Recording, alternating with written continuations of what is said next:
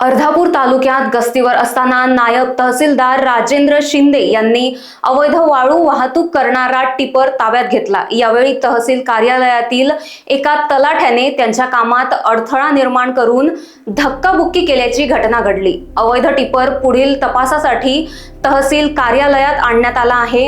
या प्रकरणी अर्धापूर पोलीस ठाण्यात गुन्हा दाखल करण्याची प्रक्रिया सुरू असल्याची माहिती नायब तहसीलदार शिंदे यांनी दिली।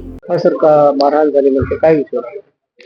की नायब तहसीलदार राजेंद्र शिंदे निवासी नायब तहसीलदार आहे अर्धापूर येथे अवैध गौण खनिज वाहतुकीचं आमचं पथक होतं। रात्रीला गस्त घालत असताना ओजी पिंपळगाव येथे 4 गाड्या पकडल्या होत्या आम्ही, 3 हायवा आणि 1 टिप्पर। ते घेऊन येत असताना आमच्याच कार्यालयातील एक तलाठी आणि थोडं म्हणजे हे केलं, कामात अडथळा आणला होता शासकीय कामामध्ये आणि धक्काबुक्की केली। त्यानुसार ते पुढील गाड्या तहसील कार्यालयात जमा केलेल्या आहेत, गुन्हे दाखल केलेले आहेत त्यांच्यावर।